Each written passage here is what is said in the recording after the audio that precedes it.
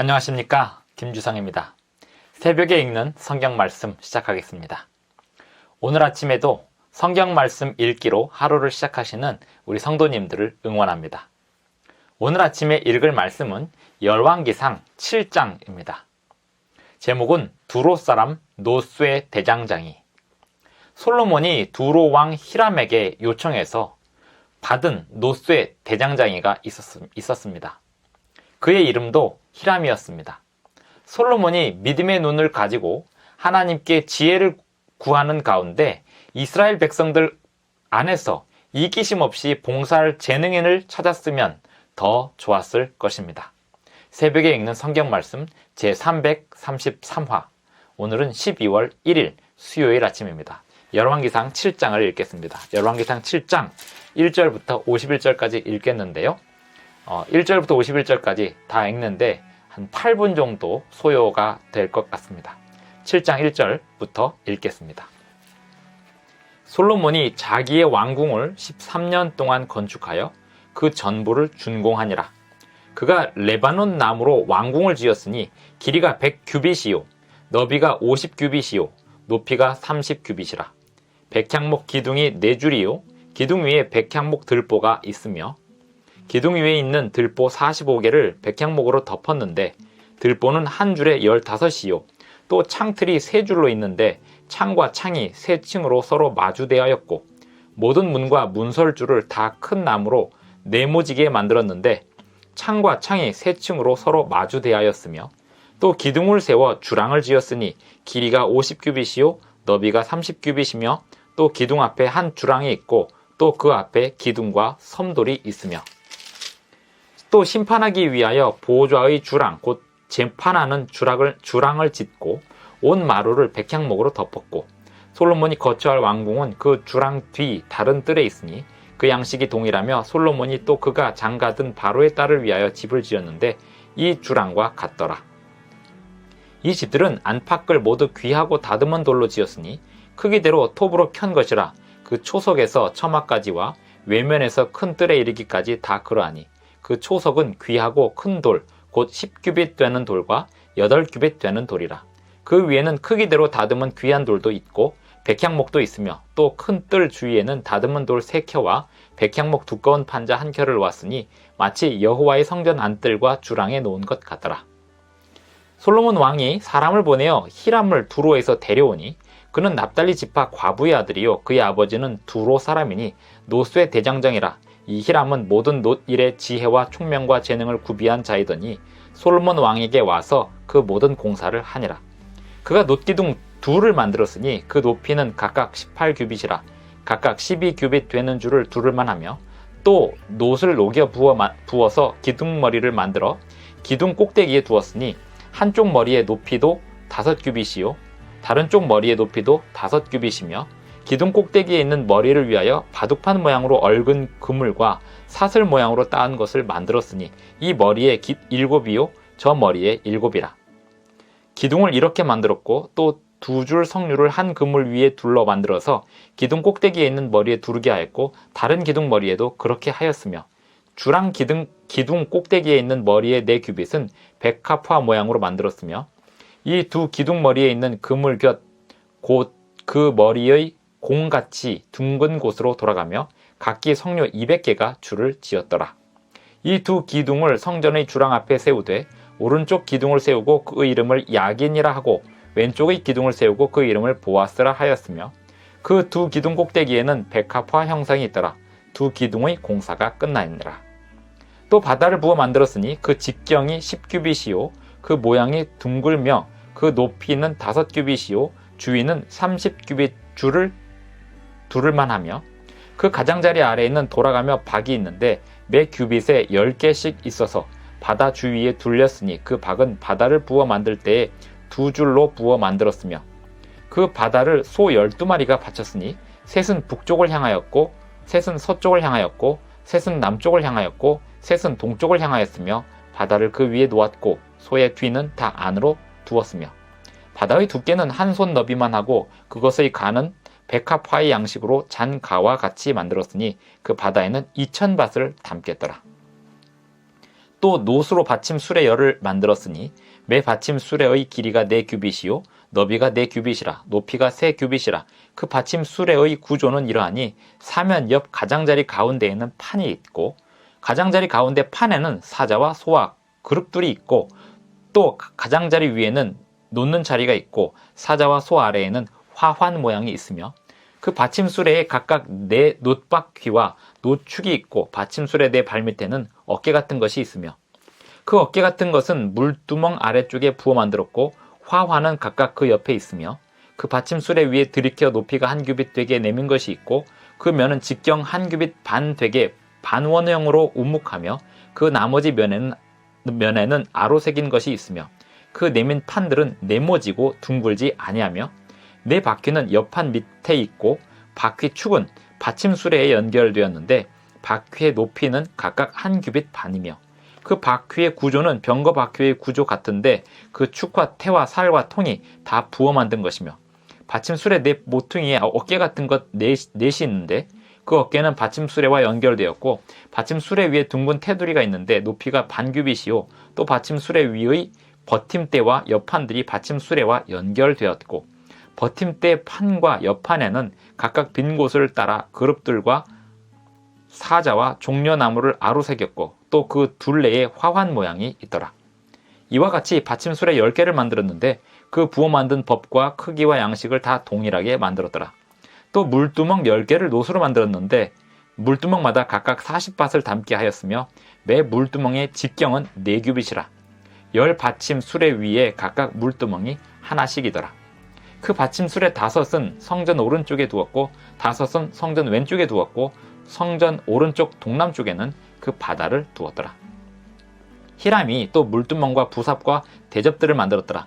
이와 같이 히람이 솔로몬 왕을 위하여 여호와의 전에 모든 일을 마쳤으니 곧 기둥 둘과 그 기둥 꼭대기의 공 같은 머리 둘과 또 기둥 꼭대기의 공 같은 머리를 가리는 그물 둘과 또 그 그물들을 위하여 만든 바 매 그물에 2줄씩으로 기둥 위의 공 같은 2머리를 가리게 한 석류 400개와 또 10개의 받침수레와 받침수레 위의 10개의 물두멍과 한 바다와 그 바다 아래의 소 12마리와 솥과 부삽과 대접들이라. 히람이 솔로몬 왕을 위하여 여호와의 성전에 이 모든 그릇을 빛난 노스로 만드니라. 왕이 요단 평지에서 숫꽃과 사르단 사이의 차진 흙에 그것들을 부어내었더라. 기구가 힘이 많으므로 솔로몬이 다 달아보지 아니하고 두었으니 그 놋 무게를 능히 측량할 수 없었더라. 솔로몬이 또 여호와의 성전의 모든 기구를 만들었으니 곧 금단과 진설병의 금상과 내수 앞에 좌우로 5씩 둘 정금 등잔대며 또 금꽃과 등잔과 불집게며 또 정금 대접과 불집게와 주발과 숟가락과 불을 옮기는 그릇이며 또 내소 곧 지성소 문의 금 돌적이와 성전 곧 외소 문의 금 돌적이더라. 솔로몬 왕의 여호와의 성전을 위하여 만드는 모든 일을 마친지라. 이에 솔로몬이 그의 아버지 다윗이 드린 물건 곧 은과 금과 기구들을 가져다가 여호와의 성전 곳간에 두었더라. 다 읽었습니다. 열왕기상 7장 1절부터 51절까지 다 읽었습니다. 우리말 성경을 읽는데도 불구하고 외국말 읽는 것처럼 발음을 또박또박 정확하게 하기 어려운 부분들이 있습니다. 익숙하게 사용하는 단어들이 아닌 단어들이 곳곳에 섞여 있기 때문에 조금 쉽지 않은 부분들이 있습니다만 그래도 열심히 읽어 보았습니다. 제 목소리를 이 AI가 담아서 이제 글자로 만들 건데요. 이 AI에게 성경을 가르쳐야 될 필요성을 종종 느낍니다. 왜냐하면 AI는 성경에 나오는 단어들이 익숙하지 않기 때문에 아직은 그렇습니다. 그래서 성경에 나오는 단어들에 대하여 다른 단어로 대체해서 인식을 하고 글자를 만드는 경우가 있습니다. 지금 제가 드리는 말씀은 이 영상 편집에서 자막 딸 때 일어나는 일에 관하여 말씀을 드립니다. AI라고 하는 이 컴퓨터 세계에서 한국 사람의 발음들을 다 인식을 하고 학습을 하고 있는 중인데요. 성경 읽기가 많이 학습되지 않았다는 점을 종종 느낍니다. 하지만 자꾸 읽다 보면은 또 AI가 알아듣고 그 단어들을 캐치해가는 면도 있고요. 또 하나는 제 자신이 발음을 조금 더 정확하게 하기 위하여 노력하게 될 수밖에 없습니다. 그래서 서로가 서로에게 학습하는 과정이 이 성경을 읽기 하면서 일어나고 있습니다. 열왕기상 8장, 7장을 읽고 과외의 일을 말씀을 드렸는데요. 참고로 말씀을 드렸습니다. 솔로몬의 궁전을 건축하고 노스의 대장장이 히람을 불러와서 솔로몬이 지은 성전의 기물들, 놋기둥, 놋을 부어 만든 바다, 놋받침 수레와 물두멍, 그 다음에 성전 기구들을 만드는 이야기, 그리고 그 기구들이 어떤 모양으로 생겼는지를 7장에서 읽어보았습니다. 이 7장에서 이 성전의 구조라든지 또 성전 솔로몬의 왕궁의 구조라든지 성전의 기물들의 모양들을 읽을 때 만약에 이 구조물이나 또 기물들의 모양이 글자들이 마치 머릿속에서 3D 입체적으로 일어날 수 있다면 그것은 굉장히 환상적인 경험이 될 것 같습니다. 아직은 건축물에 대한 것도 잘 모르고 또 기물들에 대한 묘사가 입체적으로 일어날 수 있을 만큼 그 부분에 대해서 훈련되지 않았기 때문에 그 부분이 어떻게 그림이 나올지 그 부분을 훈련된 상태에서 이 성경을 읽는다면 훨씬 더 하나님께서 솔로몬에게 주신 지혜가 기물들을 만드는 데 어떻게 사용되었고 또 성전과 왕궁을 짓는 데 있어서 어떻게 사용되었는지 볼 수 있을 것입니다.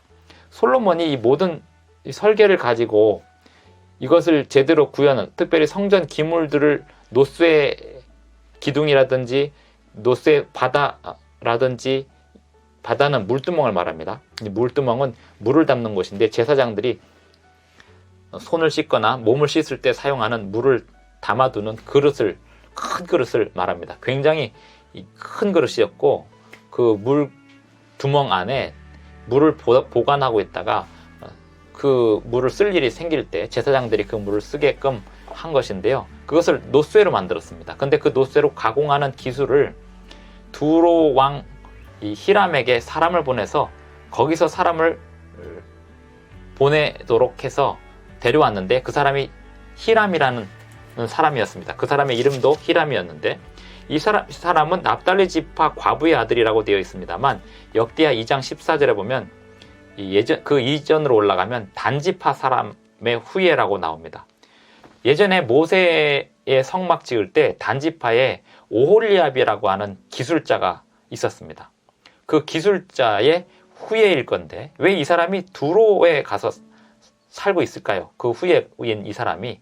그 이유는 하나님께서 부살렐과 오홀리압에게 성전 건축할 때 주셨던 그 지혜, 그리고 그 지혜는 그 후손들에게 연결이 되었는데 후손들 중에 이 기술을 가지고 돈을 벌기 위하여 이방 땅으로 넘어간 것입니다. 그래서 납달리 지파 과부의 아들이요 그의 아버지는 두로 사람이니 이렇게 되어 있는데 이 과부가 납달리 지파 이 여인이 두로 사람과 결혼했고 그 두로 사람이 된 이 히람이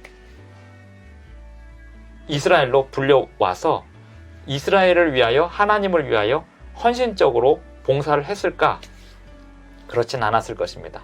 나중에 이 솔로몬이 지은 이 성전과 기물들에 대하여 고임금을 지불해야 했고 또 뿐만 아니라 그 두로왕 히람과의 관계도 그가 기대했던 그만큼 받지 않았다고 불평하는 장면들, 이런 장면들을 보면서 성전을 지을 때 솔로몬이 하나님께 구하는 가운데 자원은 예를 들어 백향목은 레바논의 백향목이 더 좋으니까요. 거기가 풍성하고 자원은 그렇게 공급받을 필요는 있겠지만 성전의 기물들을 만드는 기술을 가진 사람을 찾는 일조차도 외국인에게서 찾을 필요가 있었는가라고 하는 의문점을 갖게 만듭니다. 솔로몬이 하나님을 의지하는 가운데 이스라엘 안에서 찾았더라면 훨씬 더 좋았을 것이고, 무엇보다도 성전을 건축하고 기물들을 만드는 일에는 높은 임금을 기대하고 자신의 기술이 있기 때문에 높은 임금을 달라고 요구하는 그런 사람 말고 이기심 없이 성전을 위하여 봉사할 수 있는 그런 사람을 찾아더라면 훨씬 더 좋았겠다라는 생각이 있습니다.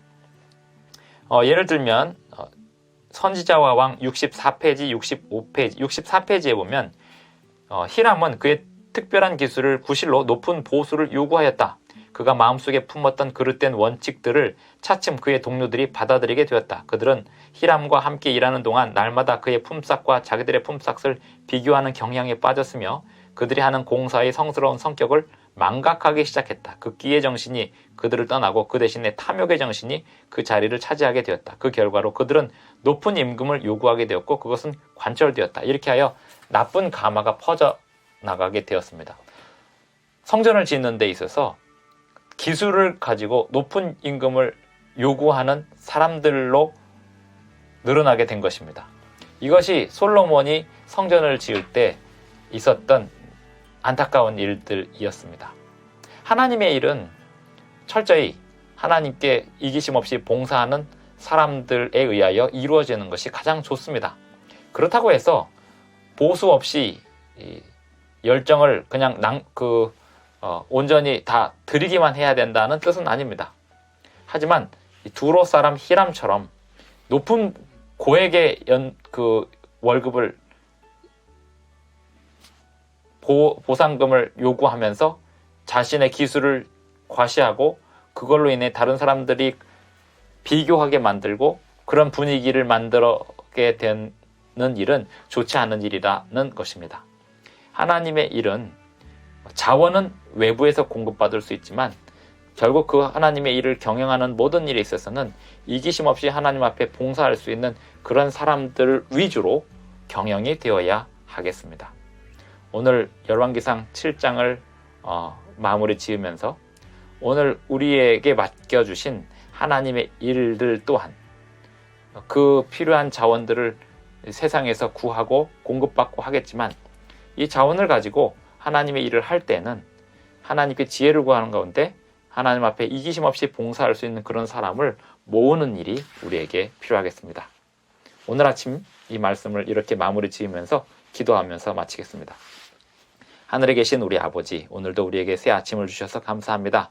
우리에게 주신 사명 우리가 잘 감당하고 또 우리에게 주신 사명을 이루는 가운데 필요한 자원들을 잘 모으게 하시고 그 자원들을 가지고 주님의 일을 할 때 이기심 없이 주님 앞에 기꺼이 봉사할 수 있는 사람들이 모여서 함께 큰 일을 이루어 나갈 수 있도록 도와주시옵소서. 예수님의 이름으로 기도드리옵나이다. 아멘. 감사합니다. 오늘 하루도 행복한 하루 되시기 바랍니다.